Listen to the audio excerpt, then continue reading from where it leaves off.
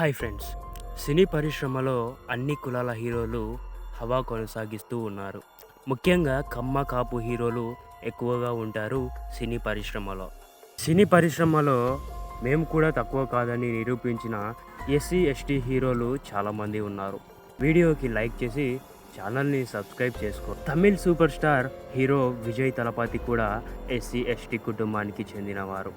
1980లో victory సినిమాతో హీరోగా పరిచయం అయ్యారు. తమిళ్ ఇండస్ట్రీలో రజనీకాంత్ తర్వాత అంతటి క్రేజ్ సంపాదించిన విజయ్ తలపతి ఇప్పుడు సూపర్ స్టార్గా ఎదిగారు. డాన్స్ మాస్టర్ లారెన్స్ కూడా ఈ వర్గానికి చెందినవాడే. మొదటగా డాన్స్ మాస్టర్గా సినీ పరిశ్రమలో అడుగుపెట్టి తర్వాత సూపర్ స్టార్ హీరోగా ఎదిగాడు లారెన్స్ మాస్టర్. ఎలాంటి బ్యాక్గ్రౌండ్ లేకుండా స్టార్ హీరోగా మారాడు లారెన్స్ మాస్టర్.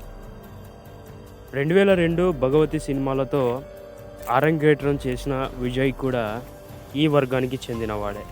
ఎలాంటి బ్యాక్గ్రౌండ్ లేకుండా మంచి మంచి కథలు ఎంచుకుంటూ మంచి సినిమాలు చేస్తూ అభిమానులను పెంచుకున్నాడు జై.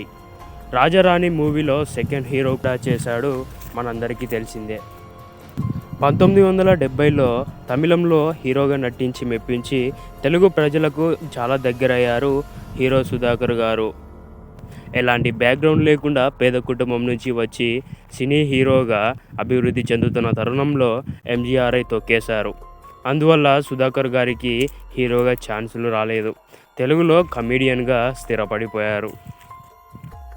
వినయ విధేయ రామాలో రామ్ చరణ్కు పెద్ద అన్నయ్యగా నటించిన ప్రశాంత్ కూడా ఈ వర్గానికి చెందినవాడే. 90స్లో సూపర్ హీరోగా కొనసాగిన ప్రశాంత్ ప్రస్తుతం అంది వచ్చిన అవకాశాలను పుచ్చుకుంటూ సైడ్ యాక్టింగ్ చేస్తున్నాడు. సో ఫ్రెండ్స్, ఇవాల్టి వీడియో ఇది. ఇటువంటి వీడియోస్ కావాలంటే ఛానల్ని సబ్స్క్రైబ్ చేసుకోండి. నెక్స్ట్ ఓసీ, బీసీ వర్గానికి చెందిన హీరోలు ఎవరో తెలుసుకోవాలంటే కామెంట్ బాక్స్లో కామెంట్ చేయండి. బాయ్.